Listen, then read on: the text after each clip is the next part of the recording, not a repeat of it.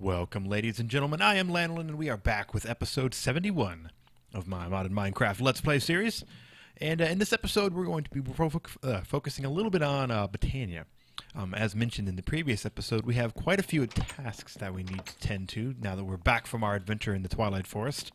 And one of the most important things that we need to focus on right now is our mana regen, or mana generation, if you will. Because currently we have none. Our hydrangeas withered away.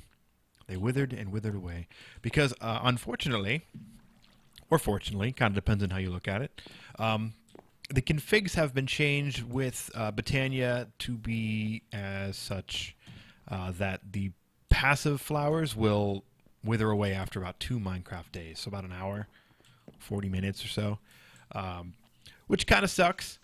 Because some of the passive flowers aren't too cheap to make. Like, they're not terribly difficult, but it's not something that you want to constantly keep remaking. So, because of that, I have decided that it's about time to upgrade anyway to something a little bit more powerful that's going to give us more mana. Because, again, I'd really like to get some Terra Steel armor, man. And I am still nowhere close to being able to actually make some. Plus, there's a lot of other cool stuff that we can do once we have more, a more ample supply of mana. Right now, see, we only have 11 ingots. Granted, we used a couple of those ingots to make the Star Collar, which turned out to be, I mean, I like the Star Collar. I feel that it is better used as a ranged weapon.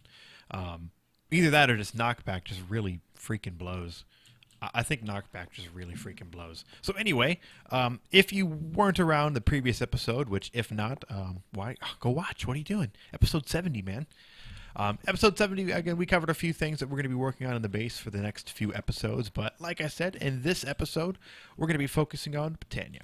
And up here is where I'm actually going to be setting up our new mana generation, mostly because it's a little bit closer to the portals, and I also have a couple ideas of other things we can do, and moving the mana around I think will be really cool, because we'll be able to use sparks, and sparks are pretty neat. So first things first, what flowers are we going to use to do this?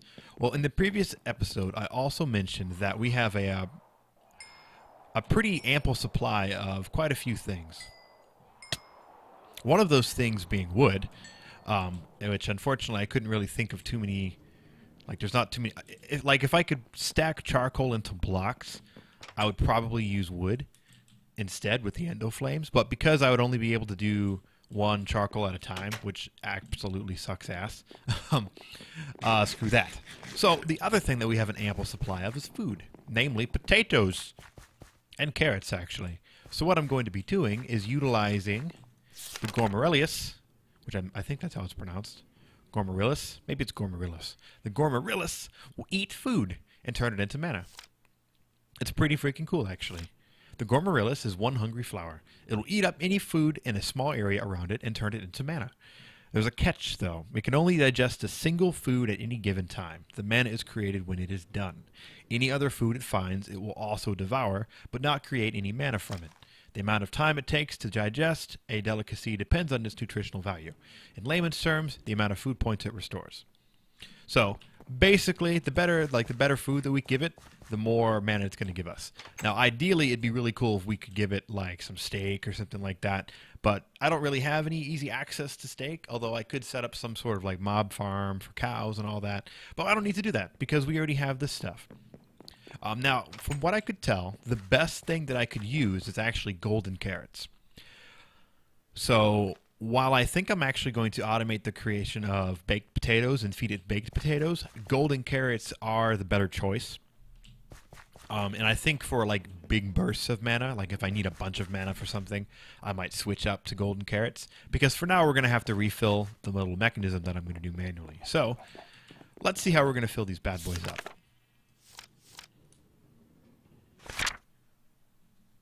So the mechanism that I'm going to be utilizing to feed these guys, rather than, I mean, we could just do it manually, but that sucks. While it does give a pretty good amount of mana, we don't want to be standing there dumping mana or dumping food out constantly. I mean, that's kind of lame. So what we're going to do is create a little system that's going to feed our plants for us. Now, I've been playing a little bit of Agrarian Skies 2 off camera just to kind of, you know, just something to do off camera. That's a little bit of fun. And on there, I've been focusing on doing really efficient builds. So one of the things that I did was use these same flowers to power my Botania stuff on Agrarian Skies. Now, to power these guys, I wanted something that worked efficiently and didn't require me to babysit it at all. So, I mean, if you guys have played Agrarian Skies, this might be familiar because this is kind of a popular way to automate these guys. It's using a combination of droppers, comparators, redstone, and a timer. And we need a bunch of mana spreaders too, which I forgot about that actually. So we got our 5 droppers. We need to use vanilla redstone actually because for whatever reason, I don't know, the comparators from Blue Power weren't working. Or rather, none of the comparators. The comparator from Project Red and the comparator from Blue Power, they just weren't really functioning like a vanilla comparator. I'm not really sure why. Maybe I was doing it wrong. Who knows? But the red wire also wasn't exactly working. Or maybe the comparators were working and they just were too complicated to make, so I just stuck with the vanilla one. Either way, we have to use vanilla redstone. Because red alloy wire doesn't transfer. We need to be able to see how much mana is actually in the mana pool to stop feeding, because we don't want to overfeed these guys and waste a bunch of food. It'll make more sense once we actually start building it. So we got our 5 droppers, because I'm going to do 5 plants. We have a comparator, we have a redstone, we need a timer, which this time around, rather than using the RF Tools timer, even though it is pretty easy to make, I'm going to go with the Project Red timer, which is a little bit, it's still fairly easy to make, there's just a lot of steps. So step 1 is to make a pointer. Okay, step 2, the cathode. Then we need a couple anodes. Let's go ahead and grab a few, why not? Some conductive plates. Again, let's grab a few, why not? And I think that's enough to make it. Nice, there we go, and we have a timer. It works just like the other timer that we use for the wool farm, except this one you can actually see it visually spinning around and ticking and all that stuff. It's pretty neat.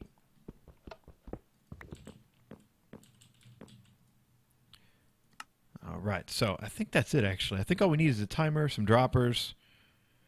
We have our comparator. Oh, we need some mana spreaders. And of course the flowers. But we'll work on that in a second. Oh, we also need some blocks. I think I'm going to use marble, because marble looks nice.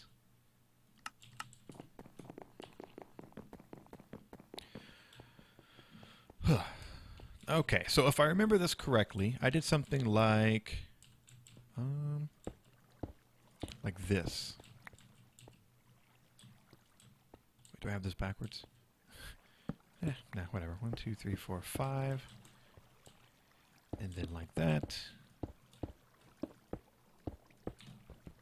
I messed that all up. And then you definitely want to break these blocks right here, because this is actually where our flowers are going to be sitting.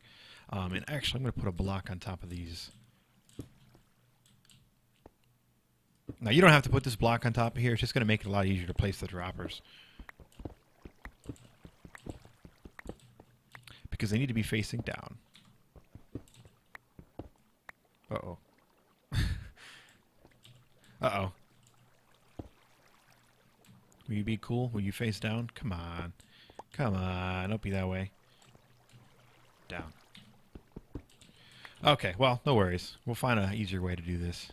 For now, what we can do is we go ahead and place our redstone like this. Oops. There we go.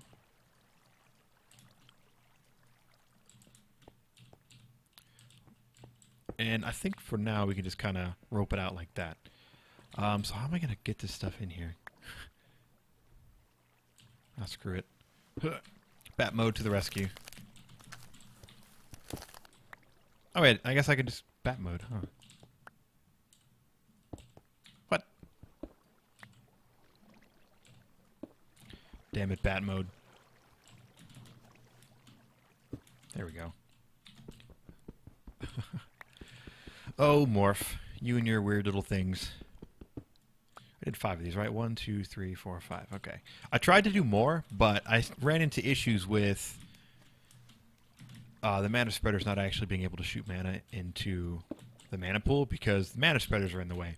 I also tried using phantom lenses, if you're familiar with Botania, and those didn't actually work either. So there's a couple ways that I can work around that, but I think this will work out fine. So anyway, this is pretty much like it as far as the mechanism goes. From this point, we'll put the timer down.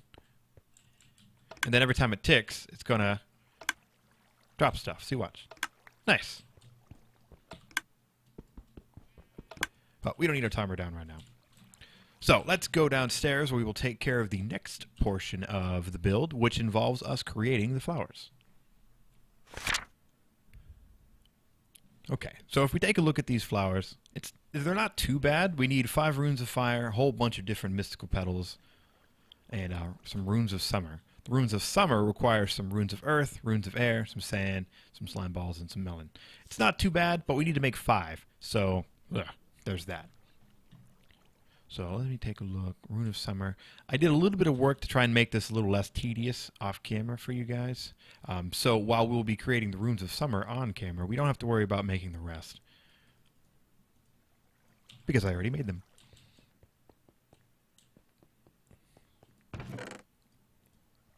Here we go.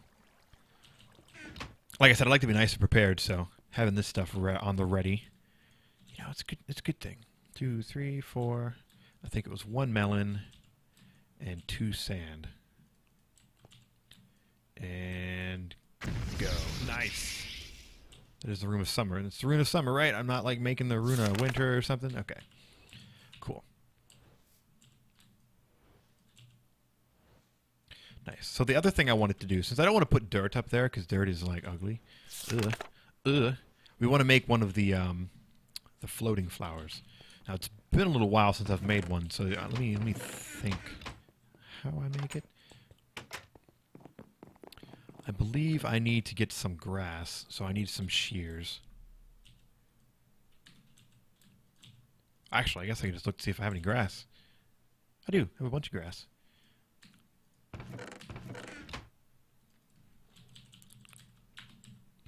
Botania. Where are the little floaty flowers? Here we go. Pasture seeds. That's right. Oh, okay, so I just need to turn the grass into... Gotcha. Simple enough. Oh, it's done. Nice. So let me go ahead and do this. And I think... Oh, yeah, I need to use a mana pool without that other guy. So let me break this really quick. Toss this in here. Thank you very much. Nice. Unfortunately, I mean, not unfortunately, but this guy has the alchemy catalyst under him, so he's not going to be able to actually turn that stuff.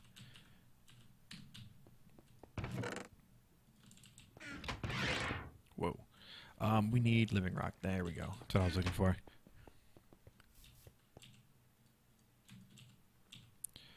Living rock down there like that, and bang. And just like that, a Rune of Summer. Hell yeah.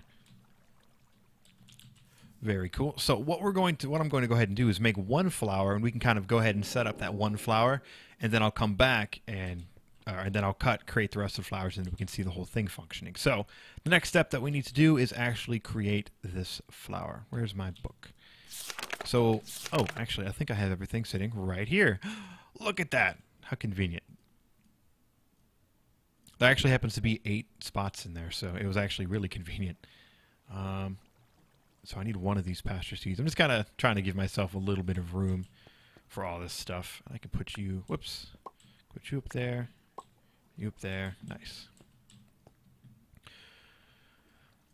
Okay. So one thing to keep in mind is that we need to make this in the Petal Apothecary. So we want to have a bucket on hand, although it's probably good to go as far as water goes. So 1 of those, 1 of these, and 1 of those. And of course, in no particular order. Okay, good. So Petal Apothecary is good to go. Oh, nice. You can just right-click him in here now. Oh, wait. No, you can't. I'm dumb. Just kidding.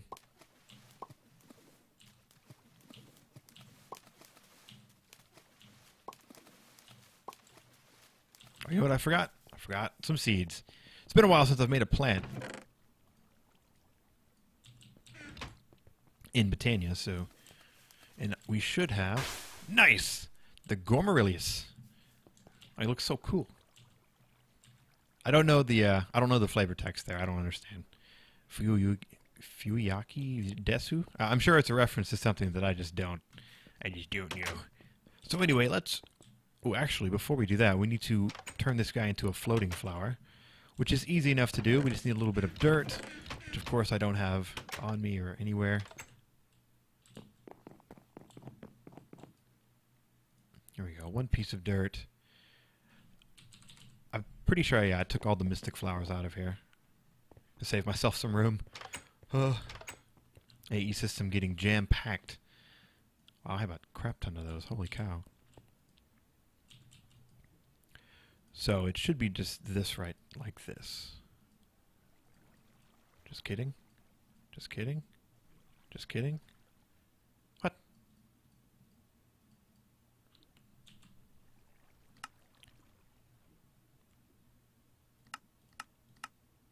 Come on now. That should be it. So you in the center, then you right here, and then you on top. Why? Do you not work with magenta flowers or something? That's kind of strange. Unless I'm missing something completely. Am I missing something completely? Yeah, there you go. What the hell, man?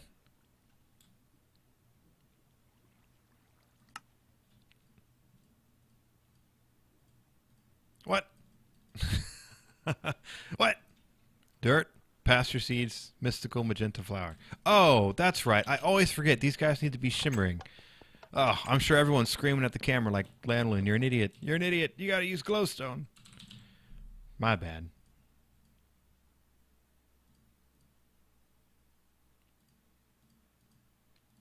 How much glowstone is the question? Glimmering. Oh, it's 2. Okay.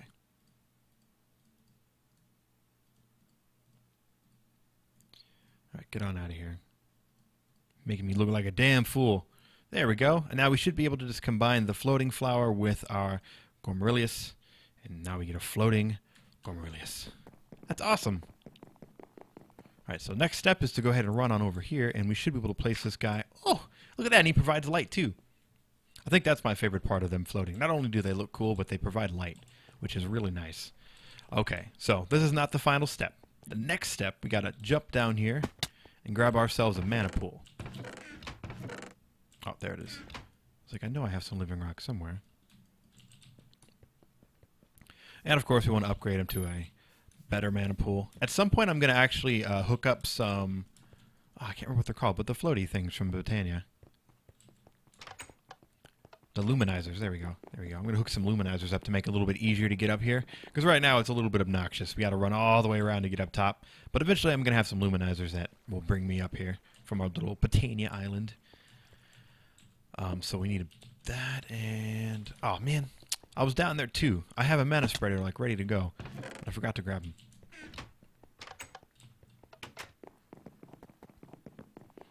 Boo-hoo. Okay, so now we should be able to put this guy right there. If we grab this dude, grab some baked potatoes, go ahead and point him that way. Toss that in there like that.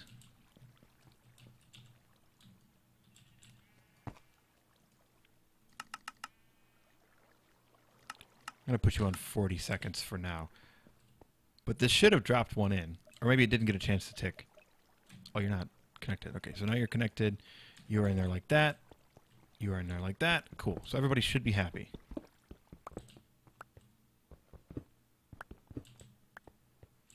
Okay, so in about 20 more seconds, it looks like, this guy should tick. It should drop a baked potato onto this Gourmaryllis.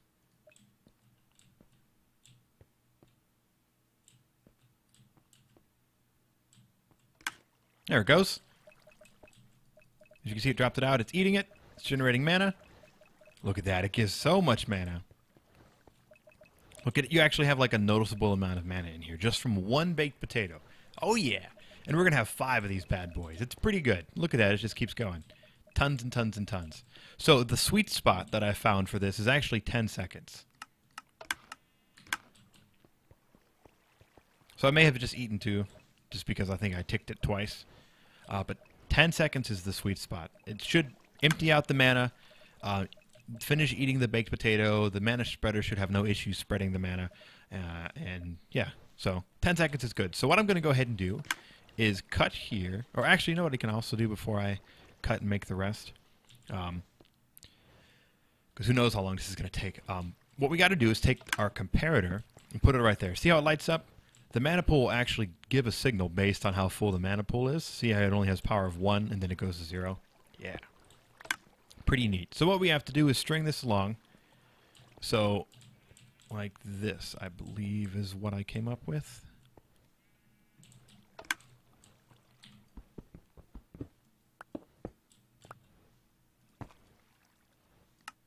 Whew. There we go. Cool. So that should give us 1, 2, 3, 4, 5, 6, 7, 8, 9, 10, 11, 12, 13. So it's not the full 15. So this will kick off before it's actually completely full, but that's okay because it'll be almost full, and that's good enough for me. And in the future, what I'm going to do, actually, we might have enough time to do it this episode, but I'm going to put a spark on top of this mana pool. Spark. I believe it's called the Recessive Spark. Yeah, there we go. So I need a Rune of Earth. I think I actually have one of these, like, available. Rune of Earth, Pixie Dust. I don't have a Spark, though. Well, at some point, after I'm done making these other flowers, what I'm going to do is come back, we're going to make our Spark, and see about hooking up that mana pool to these guys down here, using the Spark system. Similar to how we did it over here, with this Spark hooked up to this guy. Although I don't think we actually need the Recessive Spark. I'm going to make it anyway, just to, because we'll need it in the future. So, I will be right back. Alright, we're back, and I have my floating Gourmaryllis. 4 of them to be exact. And now what I want to do is make those sparks I was talking about. Now, I'm actually pretty low on blaze rods. In fact, I have none. I've turned them all into blaze powder, so a trip to the nether to kill some blazes is more than likely going to be something that we need to do in the near future. But actually, I was able to get 2 sparks, and that's more than what I thought I was going to get, so sweet. And then I wanted to make that recessive augment, which Mana Steel, Pixie Dust, Rune of Earth. That's not too bad. I should have a Rune of Earth. I do. I should have some Pixie Dust. And I have 1 Mana Steel ingot. So let me go ahead and make this guy real quick. Nice. So what the recessive augment does is it's just any spark attached to a pool that has a recessive augment is automatically just going to spit all of its mana out to all other mana pools that have sparks. Now, unfortunately, no other... Well, actually, here in a moment, there's only going to be just this guy. Hello? You can attach? There we go. There we go. See? So he's dumping what? He doesn't have very much mana at the moment, but what mana he did have, he dumped on into here. Nice. And of course, when I have more blaze rods and blaze powder, I can go ahead and put another spark onto this mana pool right here. And of course, everything that's in there is going to carry on down. Now, you say, hey, well, this guy has a spark on him. Why isn't it doing that? It's too far, man. Like, come on, use some common sense. But really, yeah, it's a little bit too far for that spark to catch any mana coming from this guy. So at the moment, this mana pool is only going to power these mana pools down there. But that's okay. There we go. All those guys are down. This guy is out of potatoes. That is all right. So off camera, what I was also doing was actually just that, cooking up more baked potatoes because we need a whole bunch. Nice. So in the upcoming episodes, I'm going to be working on a plan. I don't know if I'm going to get to it next episode. I think for now I might just do this manually. But the next episodes, I'm going to be working on a way to automatically have this refill, so I don't even have to worry about it. So a situation where, say, we have all this stuff up here, like this. All of our potatoes are growing, being cooked, or they're being grown, and put them over here. And then I want a system that's going to take these potatoes, or carrots if I decide to do carrots, that cooks them or turns them into golden carrots and then puts them into the droppers, and then the dropper system goes on from there. Right now, obviously, I need to put them in here manually, and that kind of sucks. Oh, you know what I forgot to make? I forgot to make 4 more mana spreaders. How much is that? Some gold, some petals. That's not too bad. The real question is, do I have the wood? No, I do not.